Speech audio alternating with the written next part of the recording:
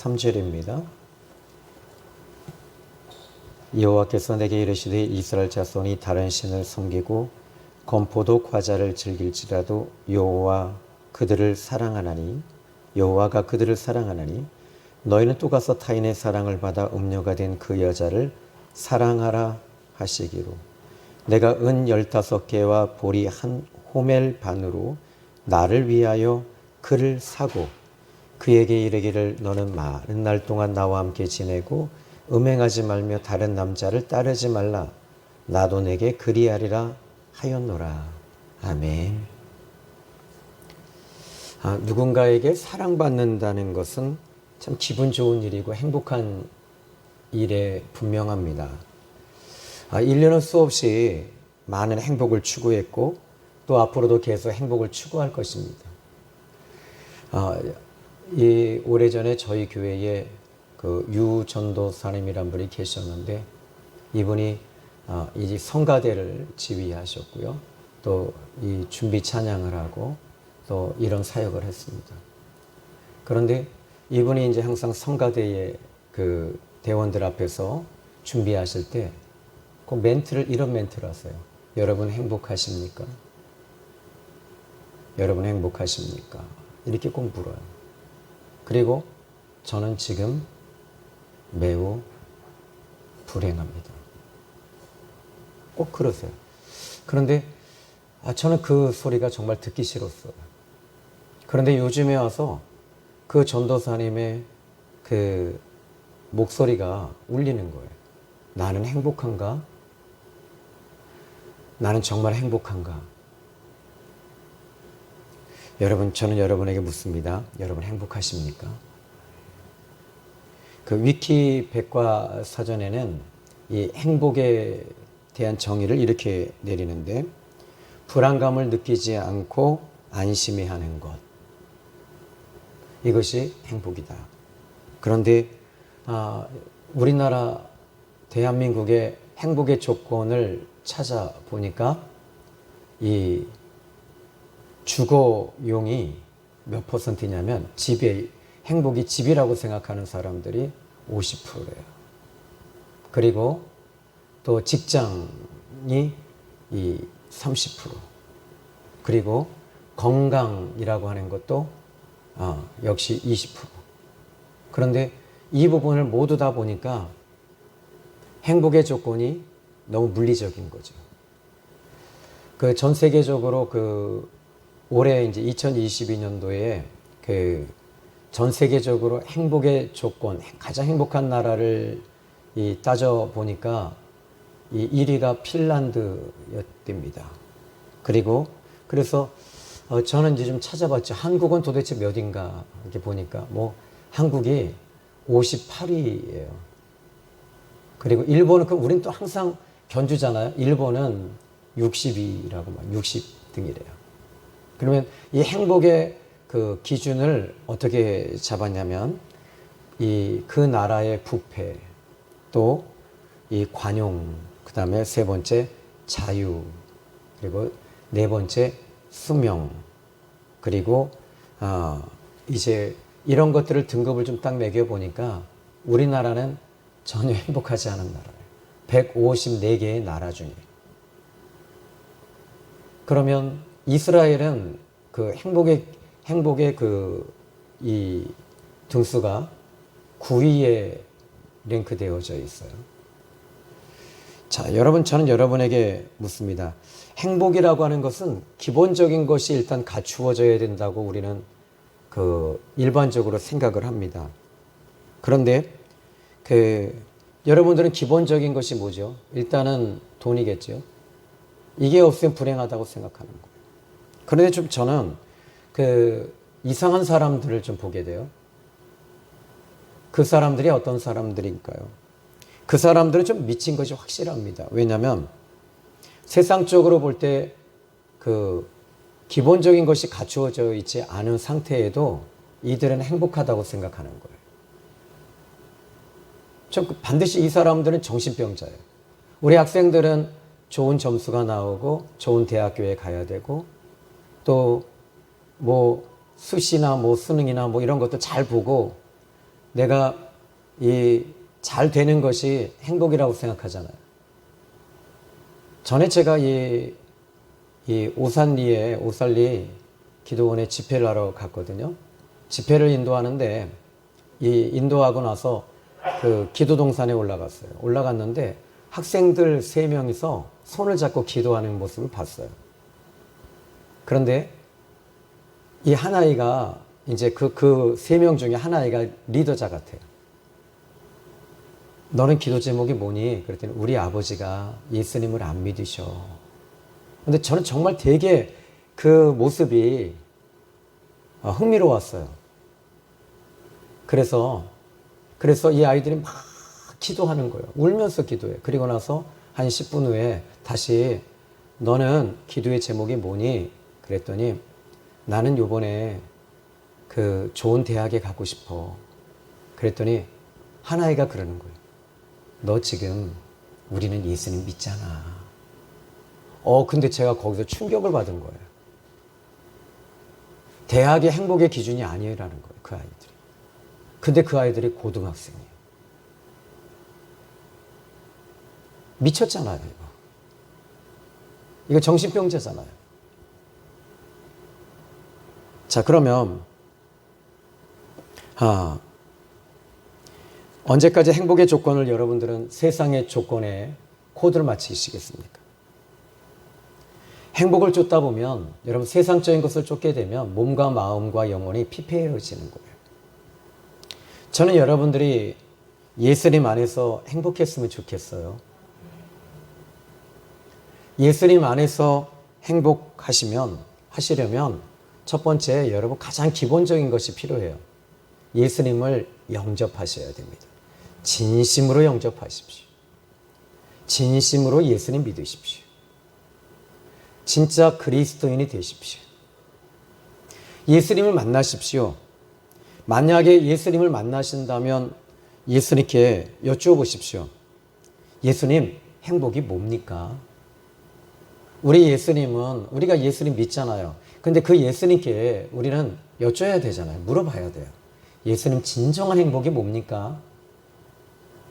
근데 예수님은 2000년 전이나 지금이나 동일하게 말씀하고 계셔요. 나는 행복의 조건을 아버지의 뜻을 이루는 데 두었단다. 나는 아버지 하나님의 뜻을 이루는 데 두었단다. 저는 질문합니다. 그럼 예수님, 아버지 하나님의 뜻이 십자가를 지고 가시는 거잖아요. 골고다 언덕에 올라가시면 채찍 맞으셔야 되잖아요. 사람들에게 침뱉음을 당하고 욕먹고 손가락질 당하고 매질 당하고 가시 면류관 쓰고 십자가 지고 가는 게 행복하세요? 예수님은 웃으세요. 이것이 아버지의 뜻이기 때문에 나는 진심으로 행복하단다. 여러분, 오늘 저는 여러분의 행복의 가치를 어디에 두시겠습니까? 저는 이 초대교회 이 제자들이나 초대교회 성도들을 보면 이 사람들 분명히 정신병자 맞아요. 이 사람들은 성령이 임하고 나서 정신병자 됐어요. 예수님께 다시 여쭤봅니다. 예수님, 초대교회 성도들은 정신병자 맞지요? 맞다. 세상 사람들은 그렇게 본다. 그런데 나는 그들이 정말 행복한 사람이라는 걸 인정한다. 행복의 기준과 가치를 물질에 두시는 순간부터 여러분들은 피폐해질 겁니다. 그리고 여러분들은 건강을 잃게 될 겁니다. 저 예언합니다. 건강을 잃게 될 겁니다.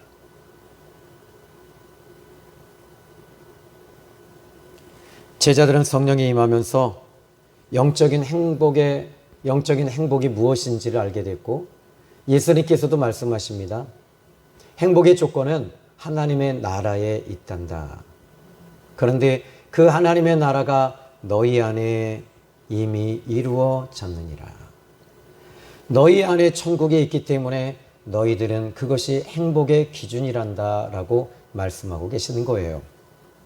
오늘 본문에 이제 호세아 성경을 좀 볼까요? 호세아는 과연 행복했을까요? 세상적인 관점에서 봤을 때 그는 고멜이라고 하는 여인에게 하나님이 장가들라고 그러셔요.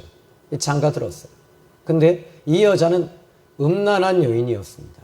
그러면 이 아가씨 때도 이미 여러 남자들과 이 잠자리를 하고 좀 이 추잡한 여인이었음을 알 수 있습니다. 좀 더 제가 비약해서 이야기를 하자면 술집에 기생이었을 확률이 아주 높아요. 그런데 하나님께서는 그 호세아에게 고멜이라고 하는 그 여인에게 너는 데리고 와서 장가를 들어라 라고 말씀하십니다. 호세아는 분명히 말합니다. 저는 호세아에게 이 성경을 통해 묻습니다. 호세아 선지, 당신은 행복했습니까? 그는 이렇게 말합니다. 나는 행복합니다. 그 이유는 하나입니다. 하나님의 아버지의 뜻을, 하나님의 뜻을 이루고 있기 때문입니다. 내 뜻을 이루기 위해서 나는 행복의 기준을 세우지 않습니다. 오직 하나님 뜻에 내 행복의 기준을 맞추었기 때문에 나는 행복한 것입니다. 나는 나 자신이 행복하다라고 이렇게 세뇌하지 않습니다. 나에게 내 인생의 가치는 하나님께 있기 때문입니다라고 호세아 선지자는 역시 우리 주님과 동일하게 이야기를 하고 있다는 것을 발견하게 됩니다. 저는 여러분에게 오늘 이 본문의 말씀을 준비하면서 하나님은 여전히 여러분들에게 묻습니다. 너희들은 행복한가라는 것입니다. 자, 오늘 본문 1절입니다. 여호와께서 내게 이르시되, 하나님께서 말씀하시는 거예요. 이스라엘 자손이 다른 신을 섬기고 건포도 과자를 즐길지라도 여호와가 그들을 사랑한다라고 말씀하십니다. 자, 이스라엘 백성, 이스라엘 자손들은 지금 하나님과 관계가 있는 사람이라고 늘 얘기해 드려요. 성경 전체는 어쩔 수 없어요. 구약 성경 전체와 신약 성경 전체가 하나님과의 관계를 떠나서는 이 성경이 풀어지지 않는 성경이기 때문입니다. 그래서 하나님께서 이스라엘 자손들, 지금 이스라엘 자손이라고 하는 것, 이것은 야곱이 야복강 나루에서 하나님께 이름을 부여받은 이름입니다. 엘이라는 말은 하나님입니다. 하나님이 들으셨다라는 거예요. 하나님이 너의 울부짖음을 들으셨고, 하나님이 너의 아픔을 보셨고, 하나님이 너의 고통을 알고 계신다라는 뜻입니다. 그래서 이스라엘이라고 하는 이름은 하나님이 알고 있다라는 것이죠. 그런데 이스라엘에게 여호와께서 이스라엘 자손이 다른 신을 섬기고 건포도 과자를 즐길지라도 여호와가 그들을 여전히 사랑한다라고 말씀하십니다. 여러분, 여기서 지금 다른 신들을 섬긴다라는 것입니다. 그러면 하나님과의 관계가, 그들은 하나님과의 관계를 끊은 거예요. 하나님 아버지와의 관계를 끊어버리고 다른 신과의 관계를 엮었습니다. 그럼에도 불구하고 하나님은 여전히 그 이스라엘 자손들을 여전히 사랑하신다는데, 어떻게 사랑하시냐면 너희가 이방신을 섬기고 건포도가 섞인 그 빵을 너희가 먹는다 할지라도, 너희가 이방신을 섬기고 우상을 섬기고 이방신을 섬기고 나를 떠났다 할지라도 나는 여전히 너희들을 사랑하고 있단다. 네가 실패하고 나를 떠나고 네가 무너져 있다 할지라도 나는 여전히 너를 사랑한단다. 여러분들이 한 주간 동안 무너져 있습니다. 여러분들이 한 주간 하나님을 떠났습니다. 그럼에도 불구하고 하나님은 여전히 저와 여러분을 사랑한다고 말씀하고 계시는 거예요. 이것이 우리 하나님 아버지의 마음이죠. 이 말씀을 새벽에 준비하면서 묵상하면서 기도하면서 내가 무너지고 죄를 짓고 넘어지고 깨지고 하나님 앞에 원망하고 내가 죄를 지었다 할지라도 하나님은 여전히 저에게 다가오셔서 사랑한다고 말씀하고 계셔요. 그렇다면 이방신들을 섬겼다라는 말은, 이 말은 하나님과의 관계를 완전히 단절한 겁니다. 이방신을 섬겼을 때 그들의 마음은 불안했을 겁니다. 그들의 마음은 불편했을 겁니다. 그럼에도 불구하고 하나님은 그들에게 여전히 손짓하고 계시는 거예요. 그런데 두 번째는요, 건포도가 섞인 빵을 그들은 즐기고 있다는 거예요. 이스라엘 백성들이 애굽에서 나왔을 때 하나님께서 그들에게 유월절 행사를, 즉 유월절을 지키게 하면서 무교병을 먹게 하십니다. 이 무교병을 먹게 하실 때 출애굽기 13장 6절로 10절입니다. 이 무교병이라는 말엔 시브리 말로 맞자라고, 맞조우라는 단어를 쓰고 있습니다. 맞자라는 말. 아무것도 섞이지 아니한 본연 그대로 순수한 빵, 순수한 떡이란 뜻입니다. 그러니까 아무것도 섞이지 아니한 것. 너희들이 이것을 먹을 때 맛이 없을 것 같으냐? 라고 묻습니다. 그런데 이상하죠? 이스라엘 자손들이 아무것도 섞이지 아니한 이 무교병을 먹을 때 정말 맛이 있는 거예요. 왜 이것이 맛이 있을 수 있을까요? 소금도 섞이지 않았고 빵을 부풀리는 효모도 들어가지 않습니다. 그리고 이스트도 들어가지 않았습니다. 그런데 그냥 이 밀가루로 통밀로 갈아서 그냥 밀가루를 구운 거예요.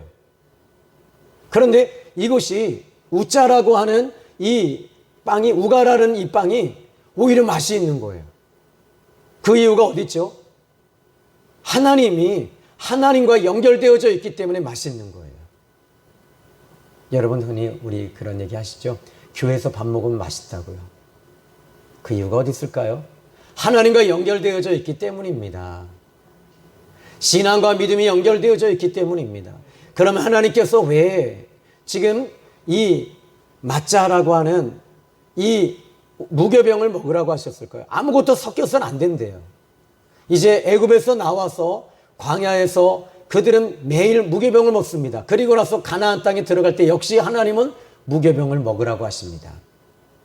무교병이 뭡니까? 아무것도 섞이지 않는 것입니다. 너희는 저 가나안 중동 지방에 들어가서 바알과 아스타롯과 몽둥이 신과 그리고 모든 태양신과 달신과 모든 신들을 너희들은 섬기지 말라는 거예요. 세상과 섞이지 말라는 거예요.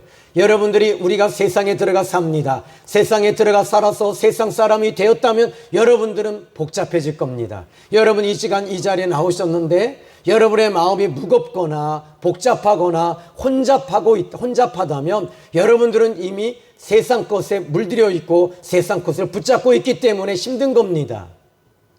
여러분 오늘 이 시간에 저는 여러분들이 이 세상 것들을 내려놓으시기 바랍니다. 예수님 안에 들어오면 들어갈수록 단순해지고 복잡하지 않습니다.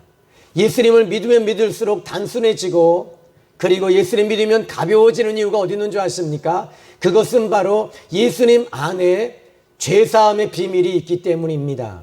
성령이 내 안에 임하시는 것, 이것은 곧 여러분들이 가벼워지기 시작을 하는 거예요. 그러니까 모든 질병이 여러분 치유받는 것이 어디 있는 줄 아십니까? 이 질병은요, 이 바로 죄와 연결되어져 있어요.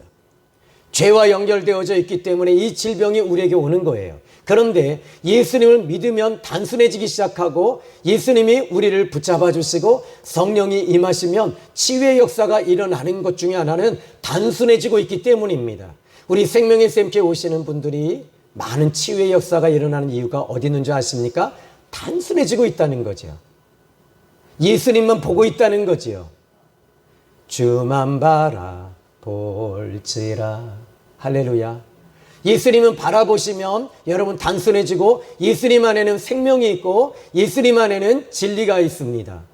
그래서 여러분들의 마음이 이제는 허전하지 않습니다. 여러분들이 만약에 허전하다면 돈이 없다고 허전하세요?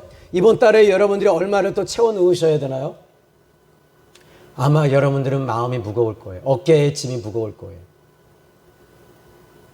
저는 이렇게 무거울 때마다 주님 앞에 나와서 이 문제를 주님께 아뢰입니다. 그런데 기도를 하다 보면 이 모든 문제가 가벼워지기 시작해요. 마태복음 11장 28절에 예수님께서 말씀하시죠. 수고하고 무거운 짐진 자들아 다 내게로 오라. 예수님 앞에 그냥 나오는 거예요. 예수님 앞에 나오시길 주님의 이름으로 축원합니다. 좀 가벼워지셨으면 좋겠어요. 그런데 더 놀라운 일이 뭔지 아십니까? 여러분이 가벼워지기 시작하면 이 암이라고 하는 것은요, 이 암석과 같아요. 암덩어리는요, 무거운 거예요. 여러분의 암 걸리신 분들의 특징을 보면 거의 다 스트레스를 받고 화병이 있으며 우울증을 경험하셨던 분들이 거의 다 암에 걸리는 확률이 아주 높아요. 또 하나는 먹는 것 때문에도 올 수 있어요. 그러나 이렇게 여러분들이 이 모든 것들을 내려놓으시고 주님 앞에 회개하고, 회개라는 게 뭡니까? 풀어버린다는 겁니다. 푼다는 겁니다. 회개라고 하는 것은 이제 내 마음을 풀어버리는 거예요. 하나님 앞에 풀어넣으시기를 주님의 이름으로 부탁을 드립니다. 자, 여러분, 단순해질 때 영혼과 몸이 가벼워지고 마음이 청명해집니다. 영성이라고 하는 것은 가벼움 속에 있다는 것을 제발 잊지 마십시오. 죄는 무거움에 있습니다. 여러분들이 혹시 지금 오늘 나는 환경적으로 물질적으로 무거워요 라고 하시는 분들은 여러분 아직 세상에 속해 있기 때문입니다. 좀 가벼워지시기를 바랍니다.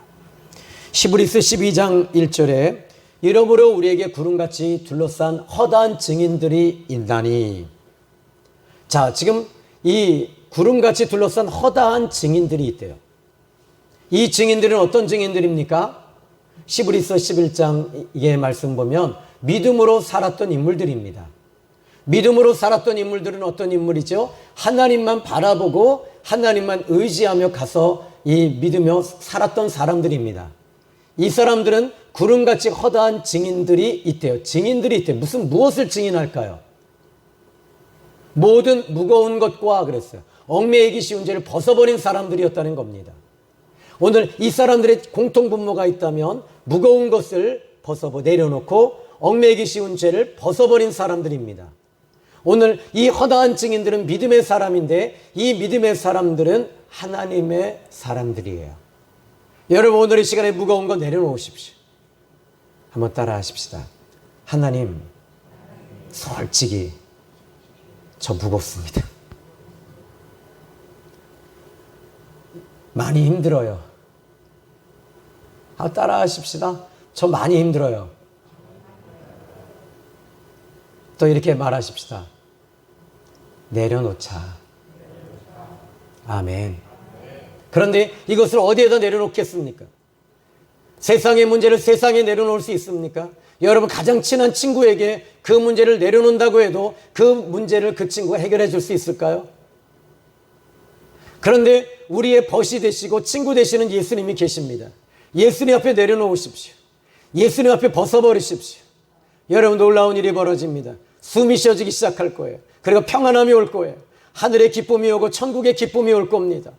오늘 저는 여러분들이 오늘 이 시간에 무거운 것과 얽매이기 쉬운 죄를 벗어버려야 되는데 히브리서 12장 2절에는 히브리서 기자가 이렇게 말합니다.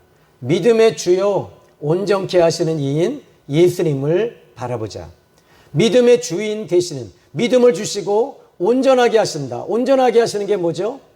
무거운 것과 얽매이기 쉬운 죄를 다 받아주시는 분이 계십니다. 바로 예수님을 바라보는 그 순간에 이 모든 것들이 가벼워지기 시작해요. 이거 아무것도 아니네. 이거 정말 아무것도 아니네 하면서 여러분의 입에서 시인하기 시작을 하게 되는 거죠. 자, 여러분, 오늘 여러분들이 이 자리에 나오신 이유와 목적이 어디 있습니까? 문제 해결하기 위해서 오신 것은 아닐 것입니다. 분명히 말합니다. 여기에 나오신 목적은 하나님을 사랑해서 나왔고 나를 드리기 위해서 예배를 드리는 것입니다. 여러분, 좀 더 단순해지시기 바랍니다. 좀 더 단순해지셔야 됩니다. 예배를 단순하게 드리십시오. 하나님 앞에 예배를 단순하게 드리셔야지 내 문제가 해결되고 내 병이 고침받기 위해서 나오셨다면 여러분, 그 병은 여전히 있을 겁니다.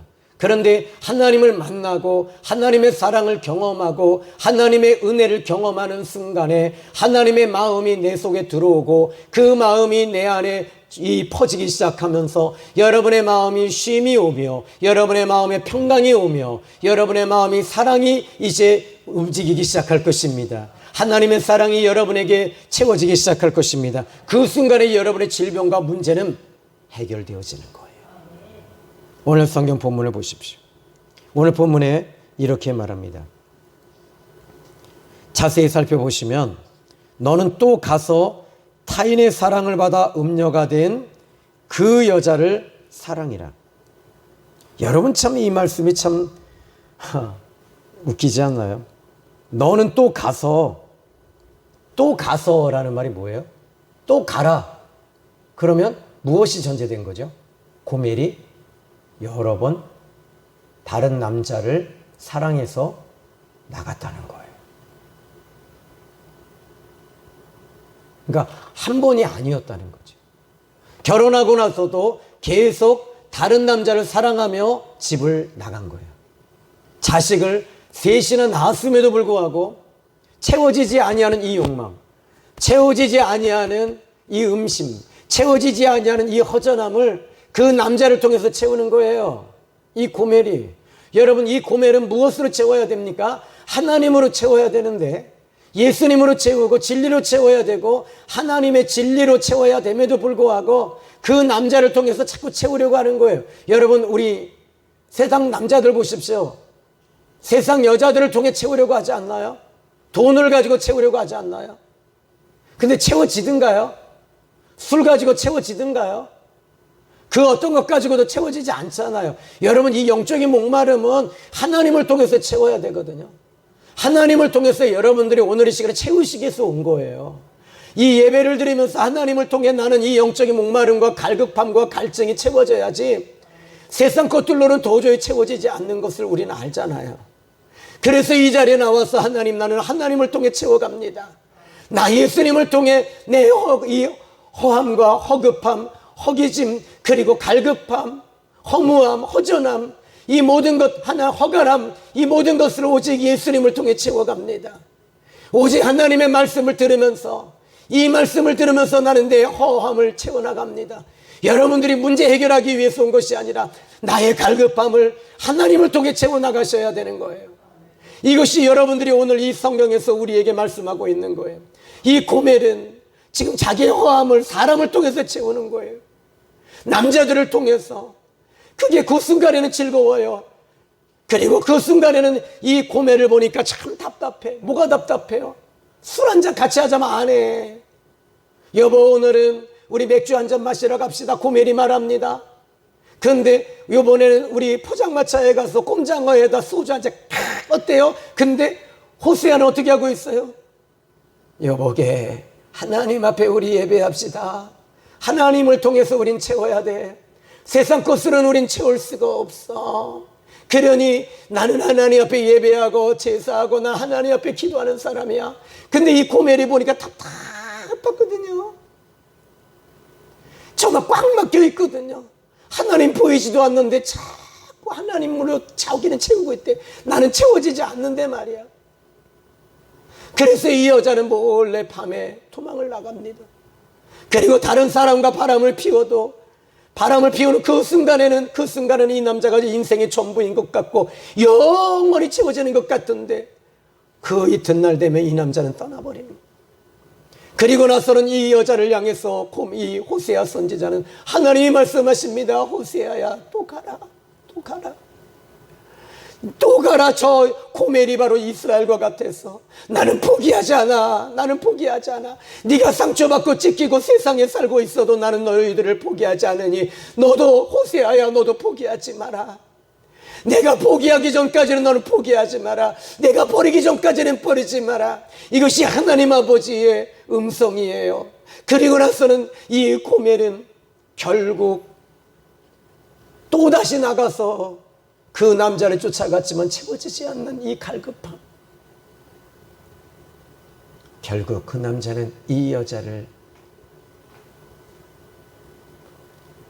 노예상에 팔아버립니다.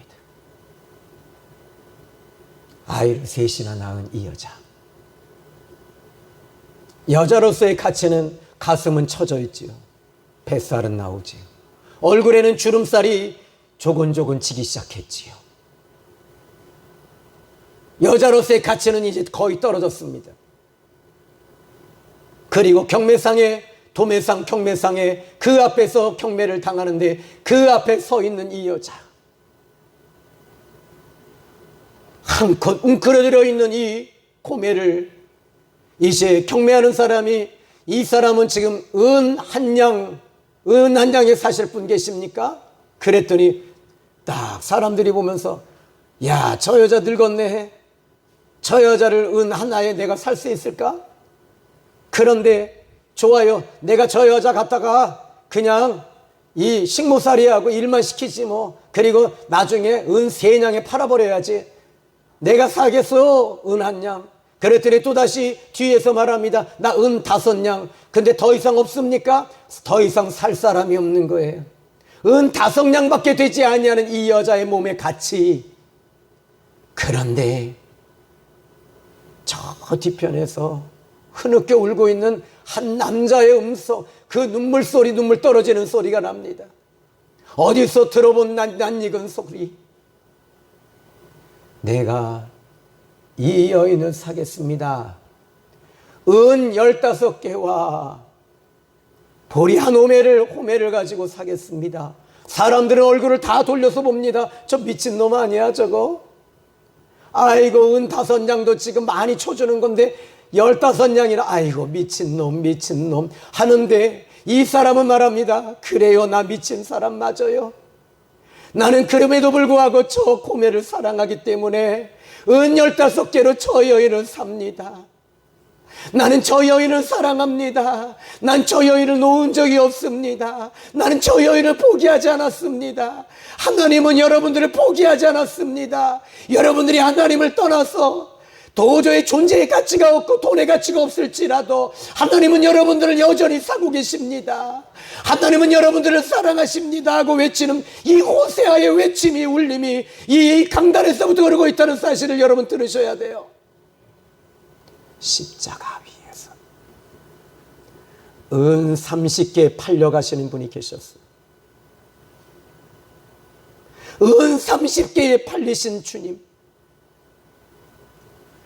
바로 저와 여러분의 죄값으로 그분이 은 30냥을 팔리 나가시면서 저와 여러분의 죄, 저와 여러분이 하나님을 멀리 떠나서 멀리 갔더니 처량하고 고나여 슬프고 또 외로워 내 몸이 만신창이가 되고 내 몸이 만신창이가 되고 내 환경이 만신창이가 되고 내 영혼이 찢겨져 있을 때 우리 예수님이 십자가에 죽으시면서 여러분의 영혼을 사시는 거예요. 그리고 여전히 주님은 말씀하십니다. 나는 너희들을 여전히 사랑한다. 나는 여전히 너희들을 사랑한다. 나는 여전히 너희들을 포기할 수 없고 나는 여전히 너희들을 놓을 수가 없으니 내가 지금도 너희들을 위하여 울고 있는 이유는 너희들이 안타깝고 너희들이 불쌍해서 나는 너희들을 사랑해서 지금도 외치고 있단다.